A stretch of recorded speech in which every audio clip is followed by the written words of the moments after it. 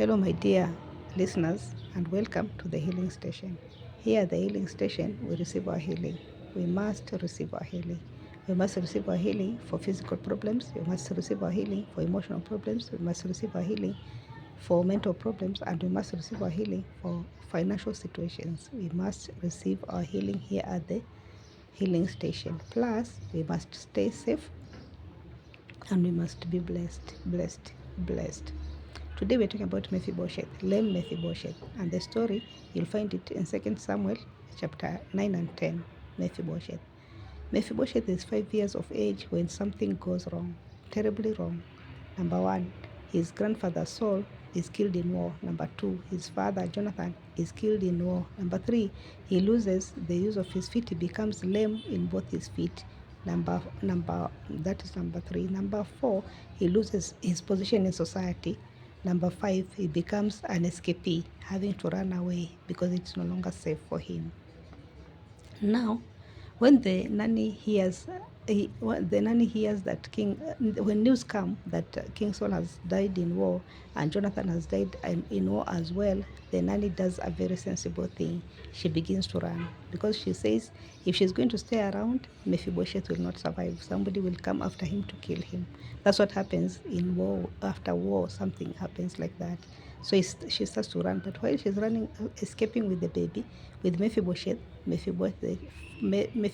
falls and loses the use of his limbs, so he becomes Lame Mephibosheth.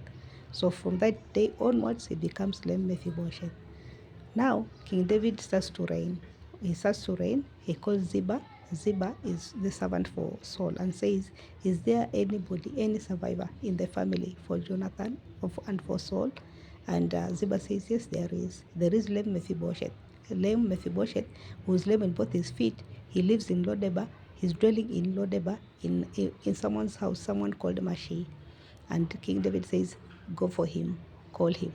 And Mephibosheth comes and worships the king, bows before the king and says, I'm a dead dog. Why are you looking for me? I'm a dead dog. Now, this phrase that he uses for himself, dead dog, for me, I understand it to mean that this is humor. He's been using this kind of humor as a coping mechanism to help himself to cope with the losses. And to cope with the losses, he's been living a life of a nobody when he's supposed to be a somebody. He's been living a poor life, and yet he's somebody of royalty. He's supposed to be high up in position, but he lost his position the day his father died, the day his grandfather died, the day he lost his feet, the use of his feet. Lame Mephibosheth.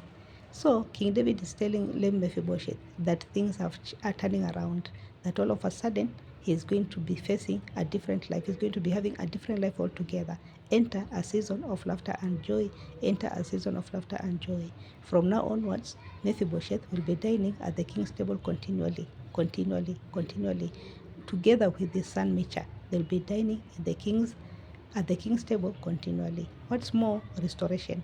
Restoration for all the things that he lost, for the lands that belonged to Saul, his grandfather.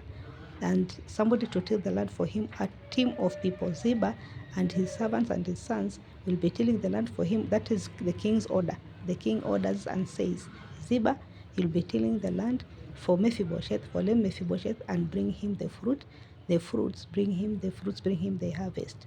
So Mephibosheth and his son, all of a sudden, they have a new life, a new season for them has come. A new season where they will find dine every day at the king's table, fine dining, living in luxurious accommodations, because now they are moving into the palace.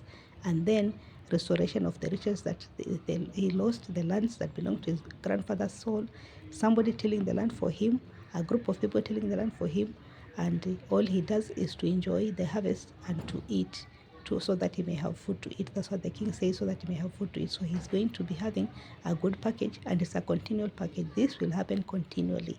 This is not stopping. It's a permanent situation. From now onwards, permanent situation of food, fine dining, permanent situation of accommodation, luxurious accommodation, and permanent situation of the lands being tilled for him, and he receives a good harvest and enjoys his harvest himself and his son. They will never suffer again. They will never lack again. Today at the healing station, we are identifying with the Mephibosheth. We are saying some problems we have may never really go away. I know that is not a very good thing to say here. It may not be very comforting to acknowledge that some problems will never go away. Like for Mephibosheth, lame in both his feet, that disability is a permanent thing. It's not going away. But everything else has changed. The food, eating quality food at the king's table, accommodation, living in the palace, himself and the son not having to worry again, and his royalty has been restored. His position in society has been restored. He's going to dwell among royalty because he himself is royalty. Today we are saying God is getting ready to show us kindness, because that's what the king said. I want to show kindness. God is getting ready to show kindness to us. Not because of something we have done, not because we have prayed or anything, but God is saying, I'm getting ready to show kindness to my people. God wants to show kindness to me and you. He wants to give us a life, a different experience in life. He wants to bring us into a life of comfort. He wants to bring us into He wants to bring us into a life of comfort. He wants to bring us into a life of luxury. He wants to give us a life where we don't have to worry anymore. What are we going to eat tomorrow? What's going to happen tomorrow?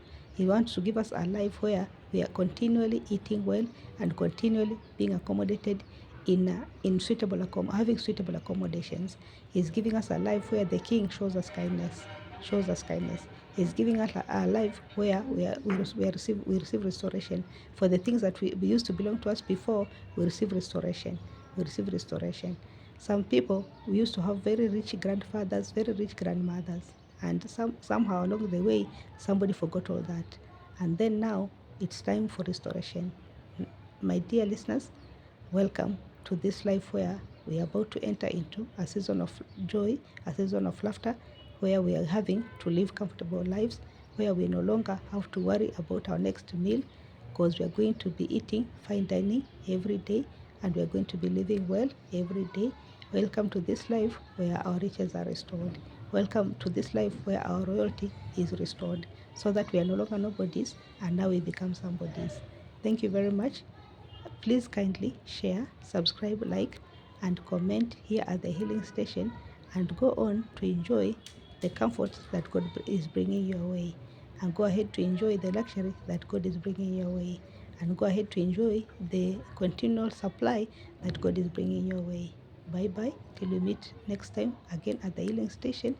Stay healed, stay blessed, stay safe.